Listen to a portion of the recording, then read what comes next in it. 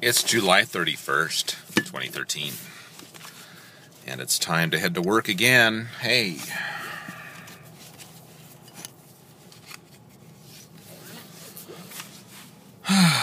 So,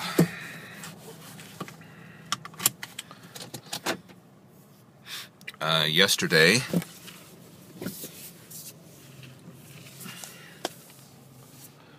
we went for a walk around the trail that goes in back of Lagoon, a very nice trail, nice and green. Yeah, very nice little trail. So,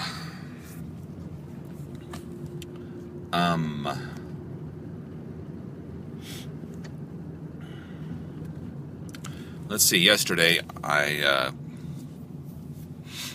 during a break, I came across this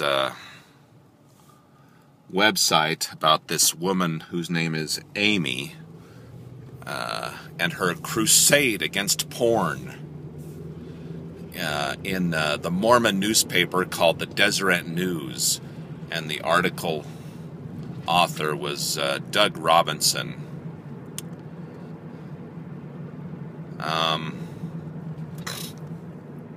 And so,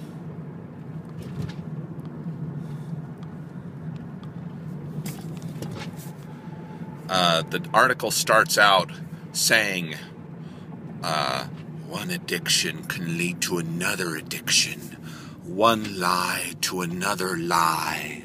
When the use of that drug becomes of no value, then the person will go on to another drug and another drug. Oh yes, let us fit porn and human sexuality into our little paradigm so that we can exercise control over you. And then the woman, some wife who booted her husband out because he wouldn't conform to the ultra-Mormon view on the situation. She said, "My husband became more distant, and he seemed like a different person. Yes." Do you want the truth? Are you a Mormon wife? And is your husband looking at porn? Oh my goodness. What do you think you should do? Should you give him an ultimatum that says, "No porn. If you look at porn, then you cannot be married to me"? Yeah. Threats and ultimatums like that just might lead to lies. Do you want your man to be honest? And this whole deal of associating human sexuality with the paradigm of recovery from addiction is completely abusive and wrong-headed. Okay? Absolutely abusive. This deal where you think one drug leads to another drug, one lie to another lie. Well, you know what? If your husband is cheating, maybe there's a reason. Either you're falling apart for other reasons, maybe because you are too controlling of a woman, micromanaging, controlling. I've seen people like that firsthand. There's some people like that in my own family, extended family, and maybe not so extended. Yeah, let's control our man by threatening him that when he's actually exposed to human sexuality in a more open form, a more honest form.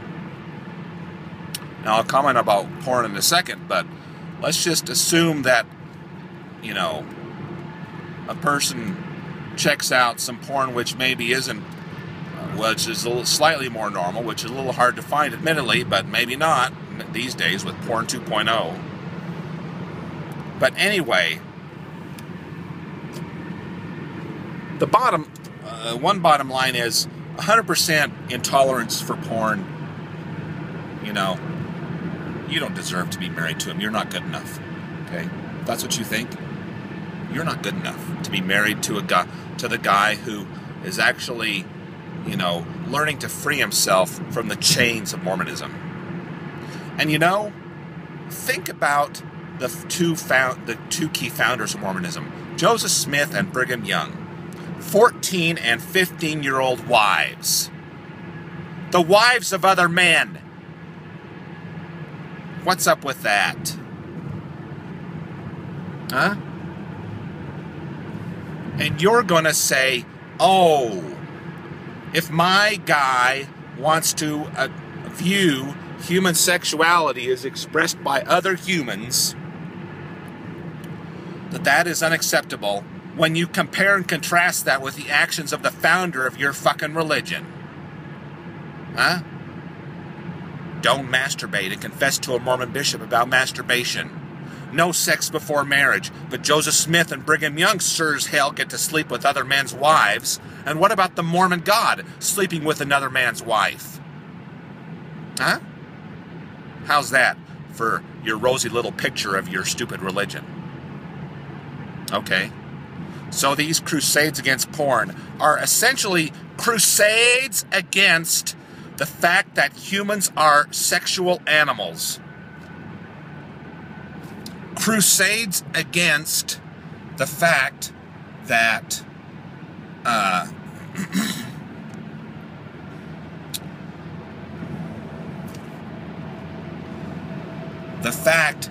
when you come of age, you develop sexual desires. Crusades against the fact that the internet has allowed for a greater level of communication and thought transmission between all humans who happen to be on the net, including sexual thoughts. That's a fact of life. Okay? That's the fact of today's life. Like it or not, prim and proper little Mormon bride. Okay. So, what's the value of porn? What's the value of exposure to a certain level of more open human sexuality? It helps, among other things, it helps you grow up and realize the great beauty and majesty that's present and wonder that's present in human sexuality. Okay?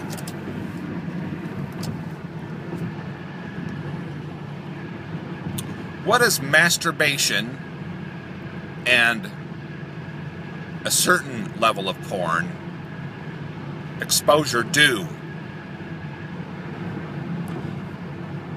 Now, I will say that there is... Now, when I say porn, I really am referring to what's called porn 2.0, where people share their own stuff with each other, and it's less of this stuff where it's some whore or slut trying to sell herself on the net.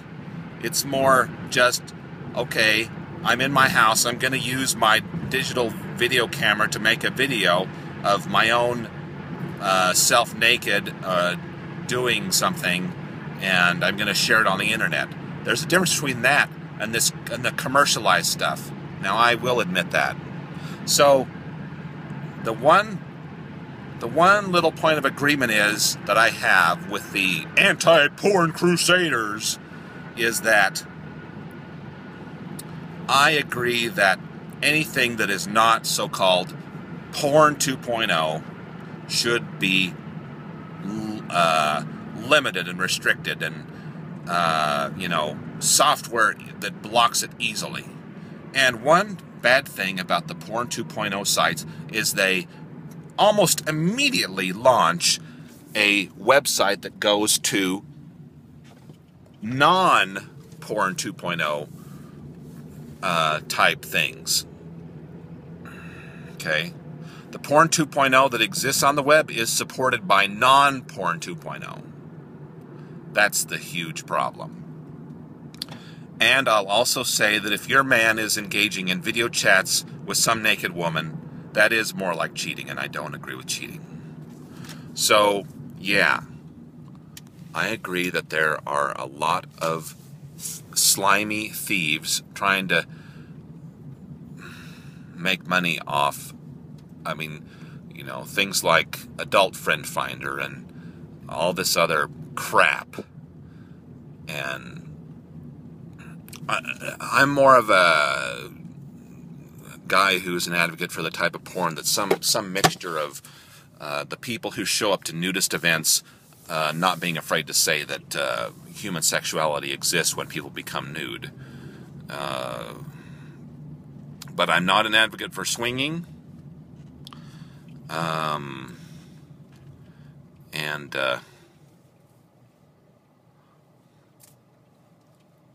not an advocate for cheating. So the assumption by the marketers of porn online, making the assumption that, hey, you want to be a swinger and, oh, you're just interested in a one-night stand because you want to see porn. And, oh, you want to have a live chat with some slut just because you go to a porn 2.0 website. That is bad. So let me just say that a complete ban is no good.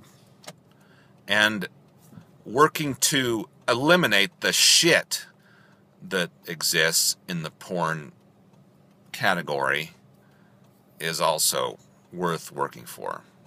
So those are some things we can agree on, but on the other hand, saying that having an equivalence between all porn and drug addiction and stating that there's something called sex addiction, you might as well say that there's breathing addiction.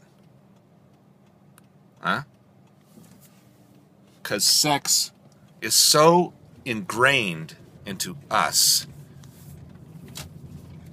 that it's rather like breathing. Okay? And teaching children that they need to be afraid of sexual feelings, that's evil. And that's what your fucking church does, whoever you are, Amy. So, check out the founders of your religion and see what type of sexual hypocrites they were and what sort of lies they did. Maybe they needed to go to a sexual addiction program. Joseph Smith and Brigham Young. Huh? So, anyway, as you can tell, this topic makes me a little bit animated, but maybe you can listen to what I said and find some points of agreement. Okay? In that I can agree that there are bad aspects to porn, bad things going on with porn online, but on the other hand, a complete banning of exposure to sexual images online, sex-related images online, is also bad. And anyway, so take a look at what your founding religious leaders did. Wise up, and then, if your man is distant, maybe he's grown up, maybe he's tired of your giving him these unreasonable ultimatums, inhuman ultimatums. The internet is here to stay, and I agree that we need to find ways to keep out filter our lives from the assholes on there and the slimy bastards. But on the other hand, there is some reasonableness going on that you can find if you know how to look and how to keep yourself away from the sluts and whores. Okay, that's that.